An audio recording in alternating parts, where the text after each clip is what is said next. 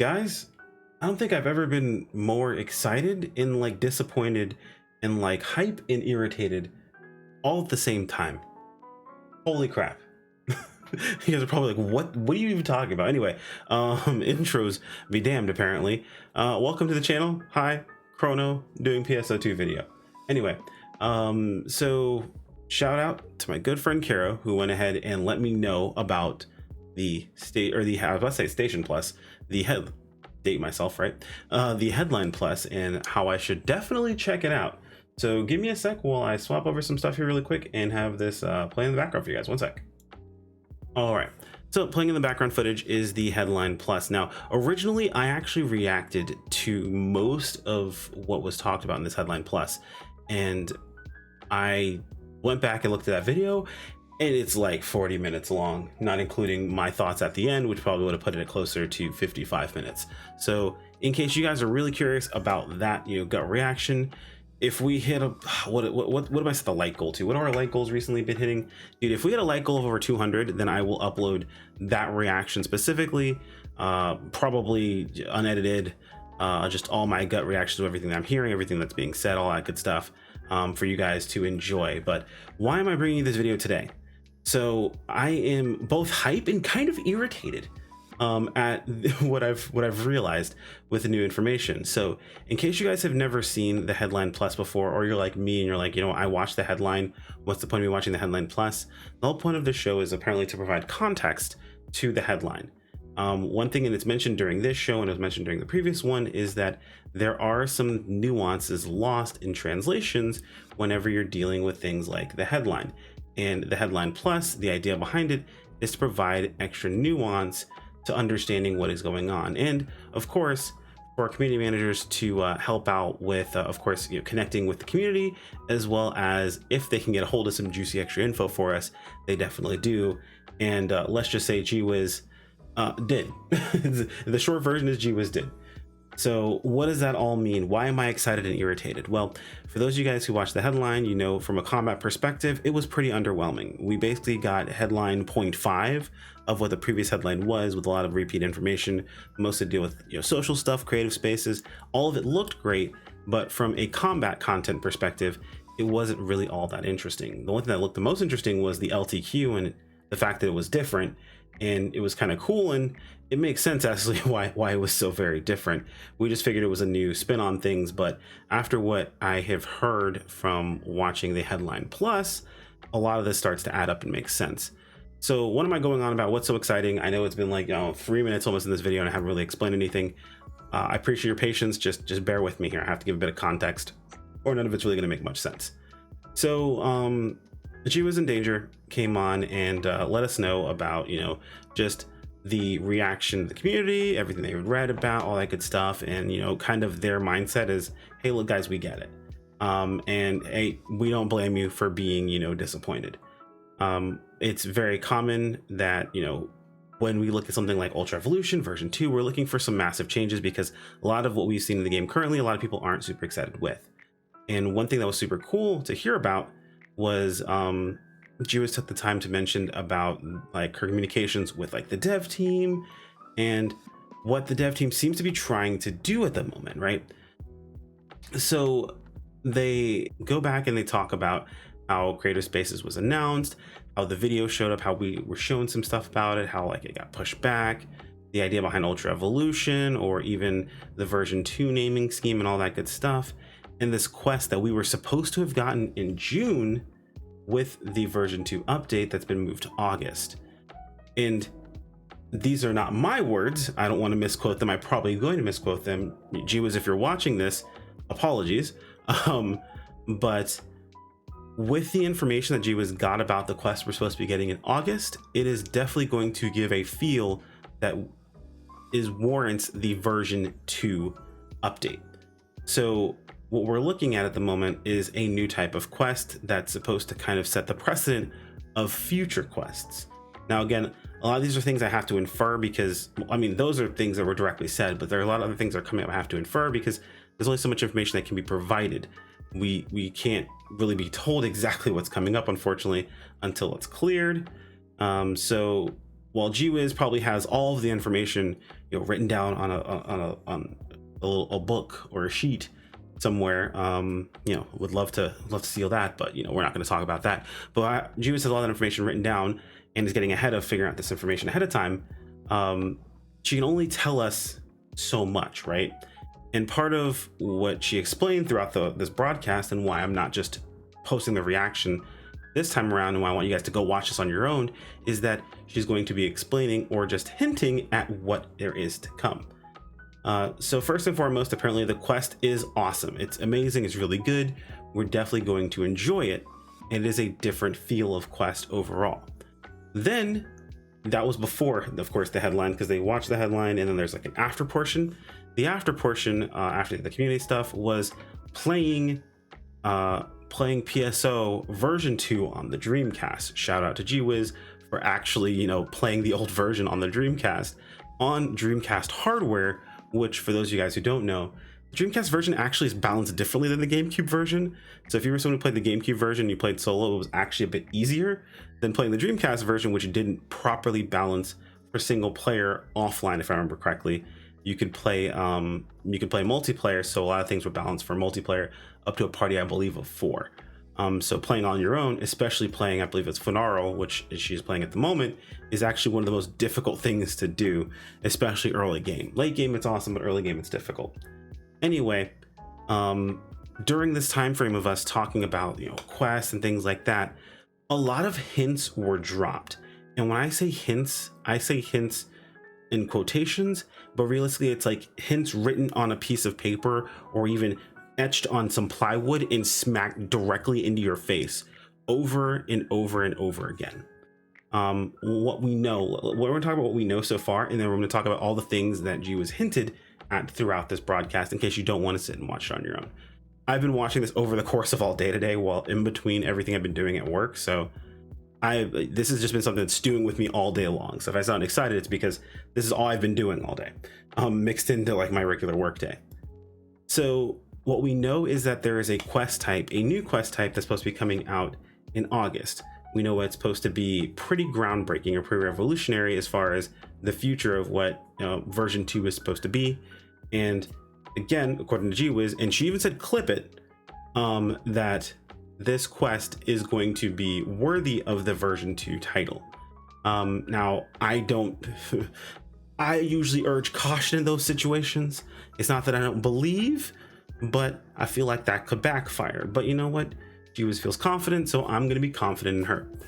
As far as what we can infer based on what's been talked about, this is why I'm so excited and at the same time kind of annoyed, because, and I'll say the annoyance part is mostly because this quest got delayed, man. It got pushed back.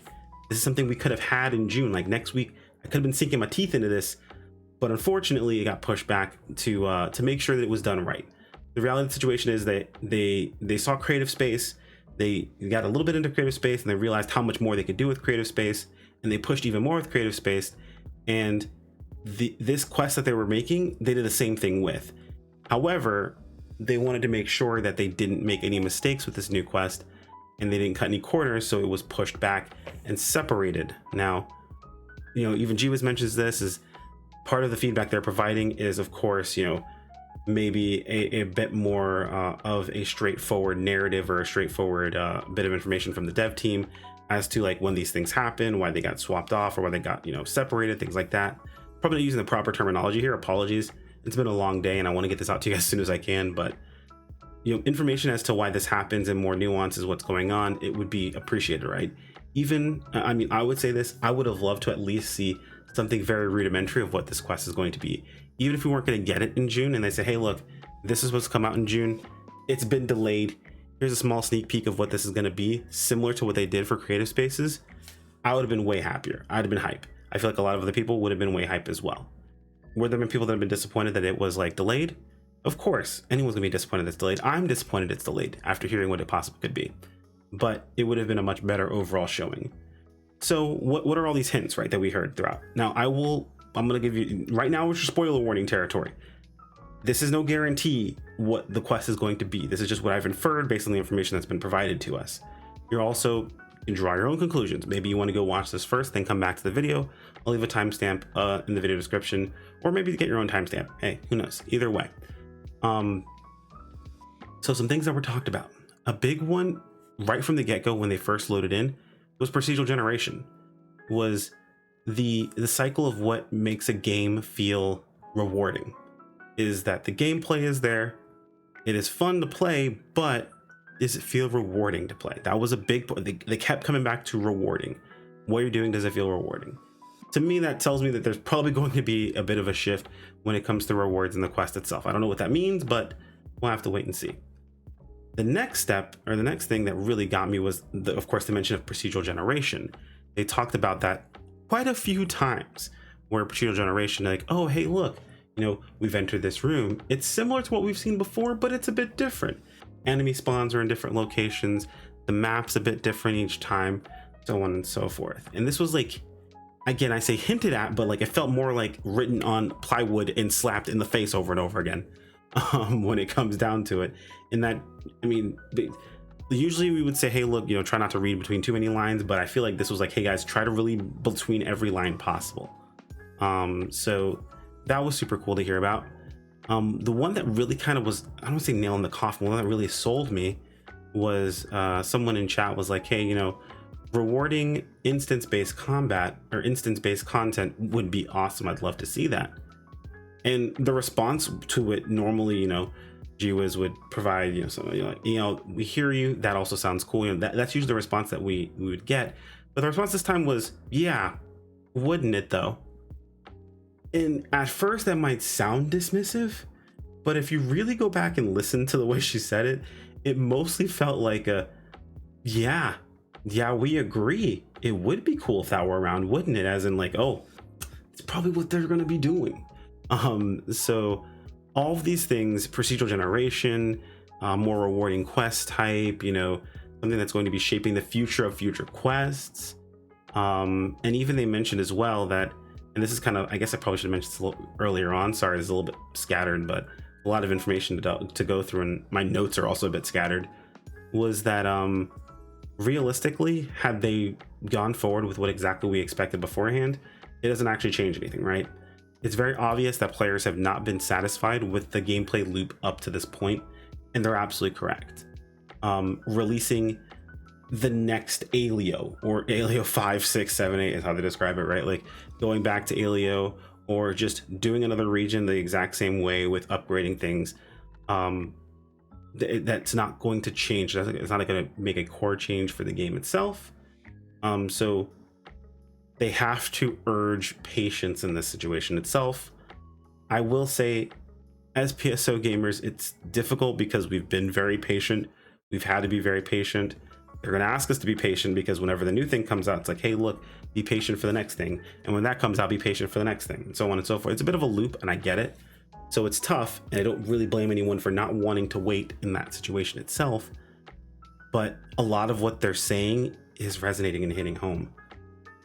Releasing the same thing over again wouldn't have made much of a difference, which tells me they don't want to do that. And I've seen where SEGA has said, hey, look, we don't want to do the same thing we've done beforehand, and things end up drastically different.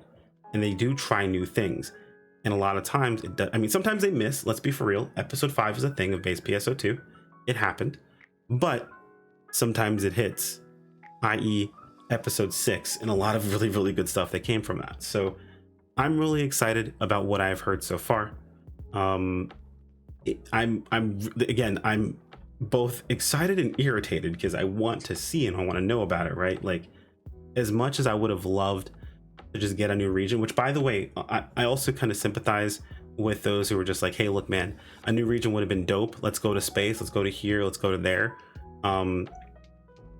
Yeah, honestly, the same thing with a different flavor would have been dope, right? Would have had something more to do. It definitely beats having combat zones just increased a little bit, and then enemy types that are added in just into places we've already been beforehand. It definitely beats that, in my opinion, going somewhere new.